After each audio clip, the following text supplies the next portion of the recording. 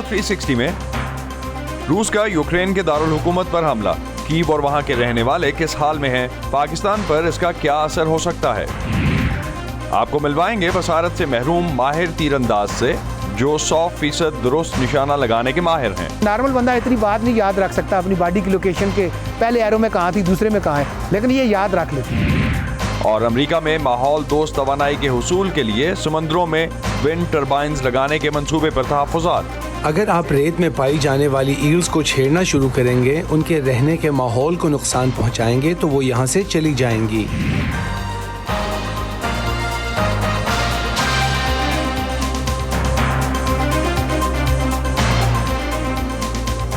Voice of America के Washington studios में आप सबको खुशामदीद। आप देख रहे हैं प्रोग्राम व्यू 360 और मैं हूं Asadullah Khalid.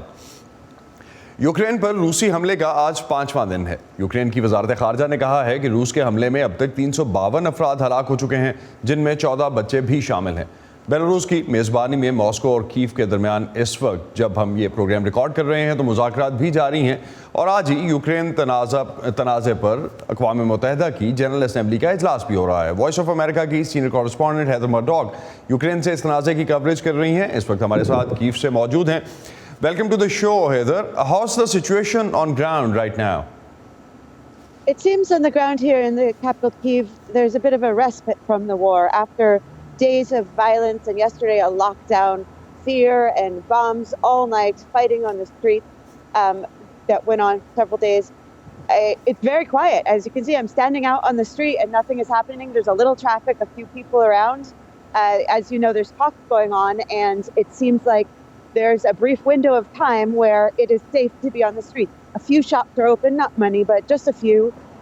The train station is open and you can see people in the streets and on the subways with bags thinking that perhaps today is the day that they can get out safely, because it is expected from our sources that the violence could very well begin again as early as tonight. Haider का कहना था कि इस वक्त situation comparatively बेहतर है, कुछ इस वक्त जो है सुकून का माहौल इस लिहाज से भी है कि कुछ दुकानें भी खुली हैं और ट्रेन स्टेशन भी खुला है और उतनी एक्टिविटी या उस तरह की सिचुएशन नहीं है, चूँकि इस वक्त टॉक्स जो हैं वो बेलारूस बॉर्डर पे जो मॉस्को और कीव के दरमियान जारी हैं, वो उसकी वजह से कुछ हद तक सिचुएशन ऑन ग्राउंड इस वक्त कंपैरेटिवली एक साकिन सिचुएशन में है। Heather, what are the expectations from the talk? And when we are talking about, there is a fighting going on in the suburbs or in the outer skirts of Kyiv as well. That's what we are hearing from different reports.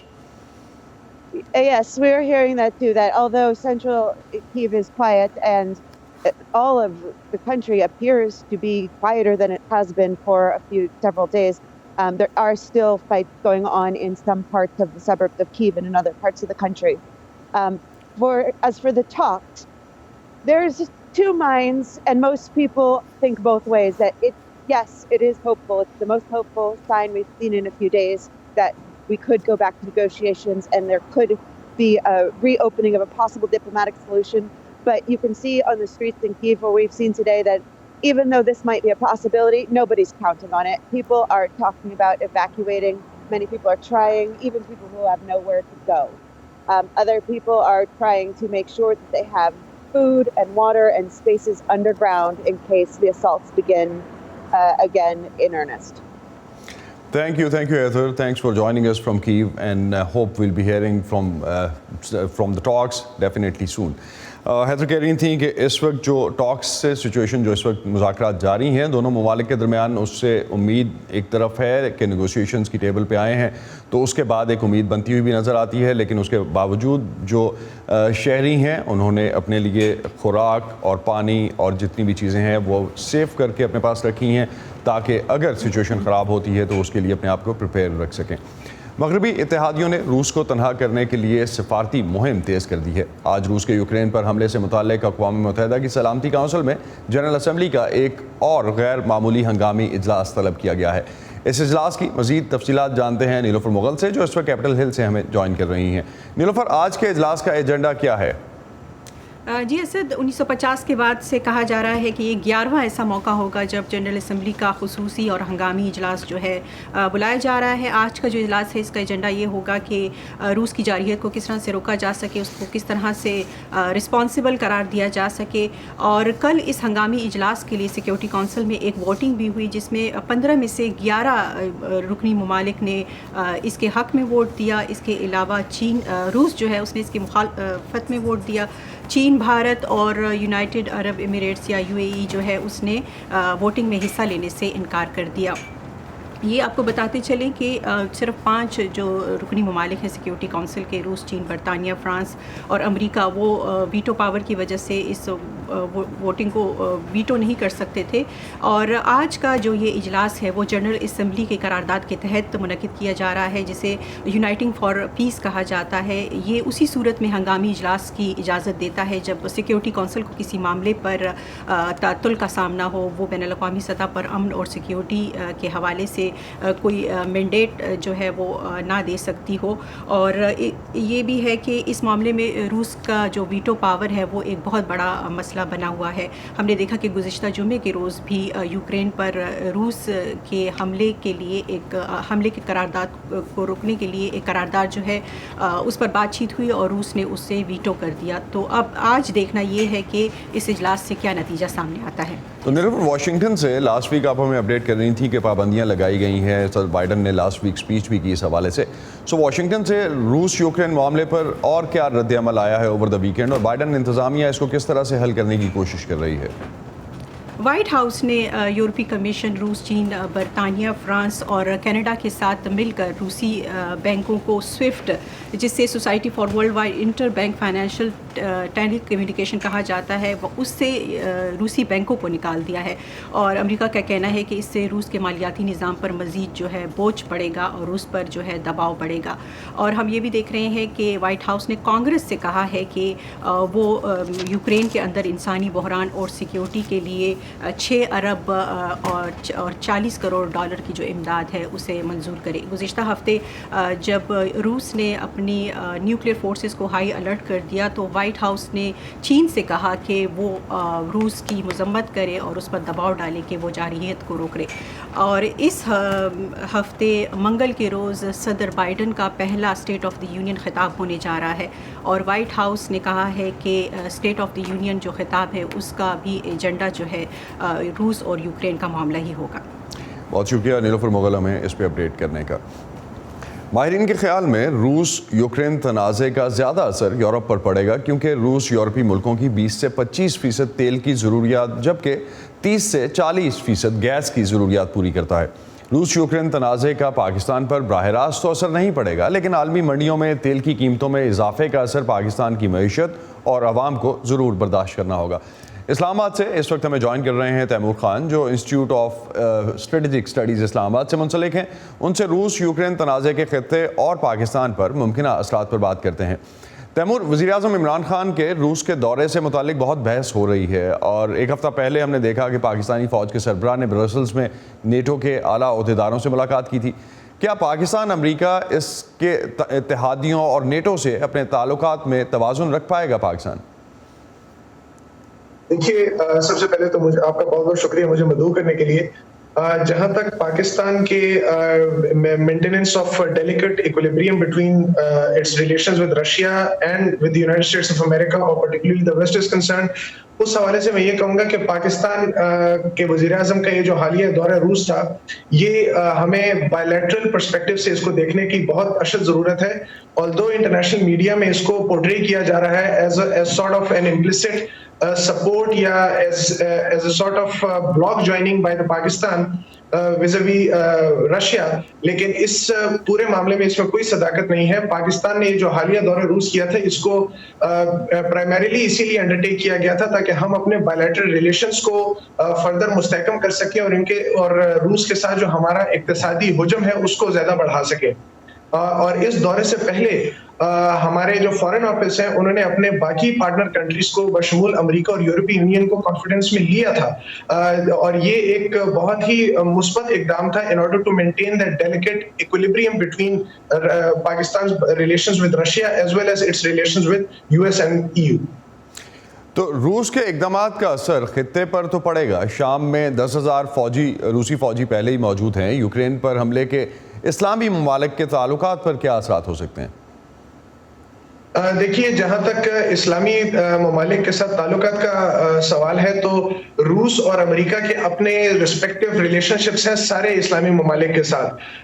جیسا کہ ہمارے مجھ سے پہلے جو colleague تھی ہماری Washington سے، انہوں نے جس طرح ذکر کیا کہ یو اے ای نے ایبسٹین کیا یونائیٹڈ نیشن سیکورٹی کاؤنسل کی اس میٹنگ میں، جس سے یہ بات ظاہر ہوتی ہے کہ ابھی حال ہی میں یو اے ای اور رشیا کے بیچ میں کافی زیادہ ڈیفنس کوآپریشن کے ایگریمنٹس کے اوپر سگنیچرز ہوئے، اور یو اے ای نے امریکہ کے ساتھ جو 5th جنریشن فائٹر جیٹس کا جو معاہدہ کیا تھا اس سے بھی اس نے بیک آؤٹ کیا اور فردر ڈیل سائن کی رشیا کے ساتھ. سعودی عرب کا بھی بہت زیادہ ڈیفنس ڈیپینڈنسی امریکہ کے ساتھ بھی ہے اور رشیا کے ساتھ بھی ہے. جیسا کہ آپ نے صحیح ذکر کیا کہ سیریا جو ہے اس کی گورنمنٹ کی ٹوٹل ڈیپینڈنسی ہے رشیا کے اوپر، اور امریکہ کے باقی مڈل ایسٹرن ممالک کے ساتھ بھی بہت ہی مضبوط دو طرفہ تعلقات ہیں. تو اس حوالے سے جہاں تک یہ یوکرین کرائسس کا تعلق ہے تو ڈیفینیٹلی کافی زیادہ دباؤ جو ہے وہ مڈل ایسٹ اور بشمول باقی مسلم ممالک کے تعلقات کے اوپر ضرور پڑے گا. لیکن آئی ایم شیور کہ جس طرح ہی یہ جو مذاکرات یوکرین اور روس کے مابین چل رہے ہیں، اس سے ڈی اسکیلیشن کی طرف جس طرح ہی ماحول جائے گا تو امکان ہے کہ حالات جو ہیں وہ بہتری کی طرف جائیں گے. لیکن اس کا ایڈورس امپیکٹ ڈیفینیٹلی مسلم کنٹریز کے اوپر ضرور پڑے گا، اسپیشلی جو آئل یا ریسورس رچ کنٹریز ہیں، ان کی آئل پروڈکشن اور اس کی مارکیٹ کے اوپر ڈیفینیٹلی ایک ایڈورس امپیکٹ آئے گا. تیمور، پچھلے سال ہم نے دیکھا پاکستان نے 10 لاکھ ٹن سے زائد گندم جو ہے وہ یوکرین سے درآمد کی تھی. اگر اس بار اس گندم کی فصل نے مقامی ضروریات پوری نہیں کی تو پھر پاکستان کو گندم درآمد کرنے کے لیے کسی اور ملک پر انحصار کرنا ہوگا. آپشنز کیا ہیں پاکستان کے پاس؟ کس ملک سے سستی گندم برآمد کر سکتا ہے پاکستان، درآمد کر سکتا ہے؟ جہاں تک سستی گندم کی برآمدات کا تعلق ہے تو پاکستان کو اس بات کا ادراک کرنا چاہیے کہ پاکستان خود ایک دنیا کی فوڈ باسکٹ میں سے جو ممالک شمار ہوتے ہیں ان میں سے ایک ملک ہے. چونکہ ہمارے اپنے ملک کے اندر، پاکستان کے اپنے اندر جو ریسورسز کی یا ییلڈ کی جو مس مینجمنٹ ہوئی ہے، اس سے یہ آٹے کا بحران یا گندم کا فقدان ہمارے ملک میں پیدا ہوا. ہماری حکومت کو انٹرنل بیلنسنگ کے اوپر غور کرنا ہوگا، نہ کہ وہ کانسٹنٹلی امپورٹس کی طرف جائے، بیکاز پاکستان اکنامیکلی اس ایسی پوزیشن میں نہیں ہے کہ وہ فردر اس طرح کے خرچے یا اس طرح کی جو پروکیورمنٹس ہے وہ کنٹینیوس بیسس کے اوپر کرتا رہے، کیونکہ پاکستان کو اور بھی بہت سارے نان ٹریڈیشنل سیکورٹی چیلنجز کا سامنا ہے اس وقت. اور جہاں تک یوکرین سے گندم کی درآمدات کا تعلق ہے تو پاکستان کے یوکرین کے ساتھ دوسرے ڈائمینشنز میں بھی کافی کنسولیڈیٹڈ بائیلیٹرل ریلیشنز ہیں، especially in the domains of military to military cooperation and military technical cooperation. ابھی ریسنٹلی بھی پاکستان نے $150 ملین کا جو آرمڈ اور ایویشن کے سیکٹرز میں جو معاہدہ یوکرین کی ایک ڈیفنس کارپوریشن کے ساتھ کیا تھا، وہ بھی اس تنازع کا شکار ہوتا ہوا نظر آ رہا ہے، اور لگ رہا ہے کہ پاکستان کو کافی بڑا مالی نقصان اٹھانا پڑے گا اس کرائسس کی وجہ سے، اگر وہ جو پروجیکٹ ہے وہ اگر پایہ تکمیل تک نہ پہنچے. تو جہاں تک ہماری جو یہ گندم کی درآمدات کا تعلق ہے تو پاکستان کو ڈیفینیٹلی ایمرجنسی بیسس کے اوپر دوسرے وینڈرز کا بھی آلٹرنیٹس پاکستان کو ابھی سے کام کر کے رکھنا چاہیے. بہت بہت شکریہ تیمور ہمیں جوائن کرنے کا اسلام آباد سے اور اس پرسپیکٹیو سے ہم سے بات کرنے کا. یوکرین کے ساتھ پاکستان کے سفارتی اور تجارتی تعلقات تقریباً 3 دہائیوں سے ہیں. پاکستان جن ممالک سے گندم درآمد کرتا آیا ہے ان میں یوکرین بھی شامل ہے. روس اور یوکرین میں لڑائی سے پاکستان کس حد تک متاثر ہو سکتا ہے؟ یہ تھی آرا انیس کی رپورٹ. یوں تو پاکستان کی کوئی سرحد یوکرین سے نہیں ملتی، دونوں ممالک کے درمیان ہزاروں میل کا فاصلہ ہے، ثقافتی مماثلت بھی نہ ہونے کے برابر ہے. تو ایسے میں یہ سوال اٹھتا ہے کہ یوکرین میں پیدا ہونے والی کسی امن و امان کی صورتحال یا جنگی صورتحال کا پاکستان پر کیا اثر پڑ سکتا ہے اور کیسے؟ پاکستان کے یوکرین کے ساتھ سفارتی اور تجارتی تعلقات 3 دہائیوں سے زیادہ عرصے پر محیط ہیں. 1992 میں ان سفارتی تعلقات کا باقاعدہ آغاز ہوا. آج یہ تجارتی تعلقات کہاں پر کھڑے ہیں یہ دیکھنا بھی ضروری ہے. اقوام متحدہ کے اعداد و شمار کے مطابق صرف 2020 میں پاکستان کی درآمدات یوکرین سے $364 ملین سے زیادہ تھیں، جس میں اجناس کے علاوہ ٹیکنالوجی، سائنس اور ایروسپیس انجینئرنگ جیسے شعبوں میں معاونت شامل ہے.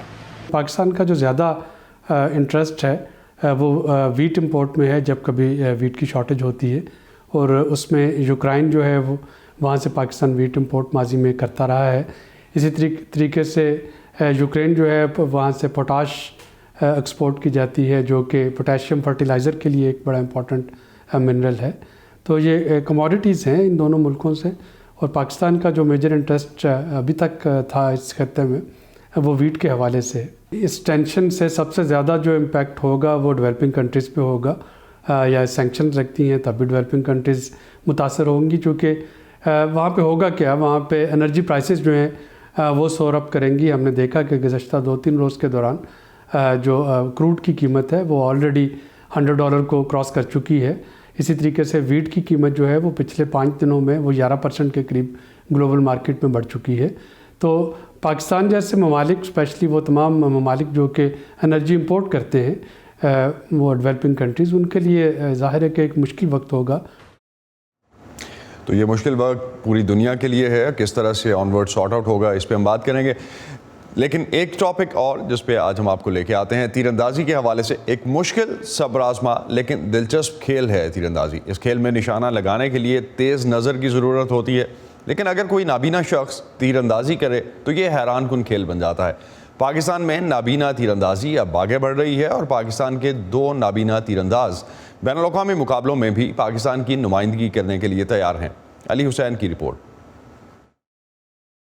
دنیا جو ہے وہ یہ مت سوچے کہ ان کو کسی قسم کی سمپتھی کی ضرورت ہے. ہاں، ہمیں ایمپتھی کی ضرورت ہے، ہمیں ایکوٹی کی ضرورت ہے. لوگ ہمارے ساتھ آئیں، شامل ہوں. میرا نام ولید عزیز ہے اور میں پاکستان بلائنڈ آرچری کے ساتھ منسلک ہوں پچھلے 3 سال سے. میں اپنے چائلڈہڈ سے اسپورٹس مین ہوں. اس سے پہلے میں بلائنڈ کرکٹ بھی کھیل چکا ہوں. اسپورٹس میں انٹرسٹ تھا تو میں نے یہ آرچری سٹارٹ کی، اور جب میں نے سٹارٹ کی تو مجھے لگا کہ یہ بہت زیادہ انٹرسٹنگ گیم ہے. اللہ کا شکر ہے کہ آج اس لیول پہ پہنچ گیا ہوں کہ پاکستان کو انٹرنیشنل لیول پہ ریپرزینٹ کرنے جا رہا ہوں. مائنڈ سے فوکس کر رہے ہوتے ہیں اپنے ٹارگٹ کو، اور اسی طرح فزیکلی جو ہمارا ایک سٹینڈ ہوتا ہے اس کو ہم ٹچ کرتے ہیں، وہ ہمارے بورڈ کے بالکل اپوزٹ سیٹ ہوا ہوتا ہے. ہمارے کوچ جو ہیں وہ اس کی ڈائریکشن سیٹ کر دیتے ہیں. بلائنڈ آرچری پاکستان میں باقاعدہ جو تنظیمی شکل میں 2016 سے سٹارٹ ہو چکی ہے، اور آج تک ہم 4 ایک نیشنل لیول پہ کمپٹیشن کرا چکے ہیں. 2 مہینے پہلے بھی ہم نے راولپنڈی میں پورے پاکستان سے کوئی 35 بلائنڈ آرچر بلا کے کمپٹیشن کروایا ہے. ان کے لیے ہم نے یہ سائٹ تیار کی ہے، بیک اینڈ سائٹ اس کو ہم بولتے ہیں. اس کو ہاتھ پہ کہیں بھی ٹچ کیا جا سکتا ہے، یہاں پہ، یہاں پہ، یہاں پہ، یہاں پہ. تو یہ کوچ کا بہت زیادہ عمل دخل یہاں پر ہوتا ہے، ٹرینر کا، کہ یہ ایڈجسٹ کرتا ہے 1 دفعہ، 2 دفعہ، 4 دفعہ، جتنی دفعہ ہو جائے. آخر ایک ٹائم آتا ہے تو یہ نشانے پہ، مثال کے طور پر یہ اب میں یہاں سے چلوا رہا تھا تو نشانہ میرا رائٹ آگے کو نکل رہا تھا، تو اس کو اٹھا کے میں نے تھوڑا سا اس حساب سے تھوڑا پیچھے کر لینا ہے. 2 طرح کی کیٹیگری ہوتی ہے ہمارے پاس. ایک ہوتی ہے VI1 جو ٹوٹلی بلائنڈ ہوتا ہے، جو چیزوں کو صرف لائٹ پرسیپشن رکھتے ہیں یا بالکل جن کو نظر نہیں آتا. اور VI2 3 کیٹیگری والے وہ ہوتے ہیں جو 2 سے 3 میٹر تک چیزوں کو آئیڈینٹیفائی کر سکتے ہیں، جیسا کہ میں ہوں. اگر ہم اوور آل ورلڈ کے اندر دیکھیں کہ جتنے ایتھلیٹ موجود ہیں VI کیٹیگری کے، ان کی تقریباً تعداد 20 سے 25 ہے یا ہارڈلی 30 ہے. لیکن اس وقت الحمدللہ پاکستان کے اندر 60 کے قریب ایسے ایتھلیٹ موجود ہیں جو اس گیم کو کھیل رہے ہیں. اور الحمدللہ آج ہم اس پوزیشن میں پہنچے ہیں کہ ہم ورلڈ آرچری پیرا چیمپئن شپ جو کہ دبئی میں ہو رہی ہے، اس میں فرسٹ ٹائم کوئی بھی ایشین ایتھلیٹ جو ہے وہ پارٹیسپیٹ کرنے جا رہے ہیں، جس میں میں ہوں اور ولید ہیں. نارمل بندہ اتنی بات نہیں یاد رکھ سکتا اپنی باڈی کی لوکیشن کے، پہلے ایرو میں کہاں تھی، دوسرے میں کہاں ہے، لیکن یہ یاد رکھ لیتی ہیں. اس لیے میں سمجھتا ہوں مجھے کم پرابلمز آتی ہیں دوسروں کے سکھانے کی بنسبت، بلکہ زیادہ بہتر یہ جلدی سیکھتے ہیں. امریکہ کی کل آبادی میں 1% سے زائد مسلمان ہیں جنہوں نے اس ملک میں اسلامی اقدار اور روایات پر عمل کو جاری رکھنے کے لیے مقامی طور پر انتظامات کر رکھے ہیں. واشنگٹن ڈی سی اور مہلک ریاستوں میری لینڈ اور ورجینیا میں کئی قبرستانوں کا کچھ حصہ مسلمانوں کی تدفین کے لیے مختص کیا گیا ہے. تاہم ریاست ورجینیا میں صرف مسلمانوں کا ایک بڑا قبرستان بھی ہے. یہ رپورٹ ہم آپ کے لیے لے کے آئیں گے آنے والے شوز میں. آج کچھ جھلکیاں.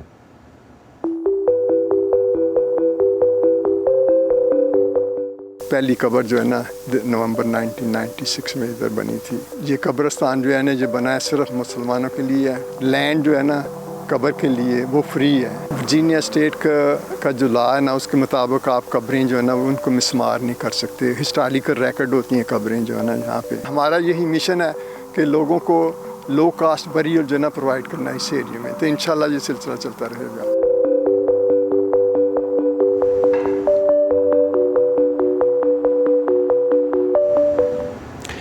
اگر ہم ماحولیات کی بات کریں تو گرم آب و ہوا صحت عامہ کے چیلنجز میں اضافے کی وجہ بن رہی ہے، جس میں پینے کے صاف پانی اور خوراک تک رسائی میں کمی بھی شامل ہے. ماحول کو گرم کرنے والی گرین ہاؤس گیسز کو کم کرنے کے لیے موجودہ امریکی انتظامیہ ونڈ فارمنگ کے لیے اقدامات کر رہی ہے. جہاں اس ماحول دوست اقدام کو سراہا جا رہا ہے، وہیں کچھ لوگوں کو ماحولیات کے حوالے سے ہی ونڈ فارمنگ پر کچھ تحفظات بھی ہیں. صبا شاہ خان کی رپورٹ.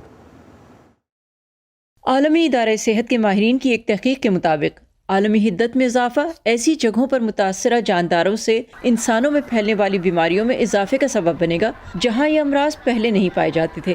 کلیولینڈ کلینک کے Florida research and innovation centre کی ڈائریکٹر میکھیلا گیک کے مطابق گلوبل وارمنگ سے جانوروں اور انسانوں کے قدرتی ماحول میں آنے والی تبدیلیاں وباؤں کی اقسام اور امکان میں اضافہ کریں گی.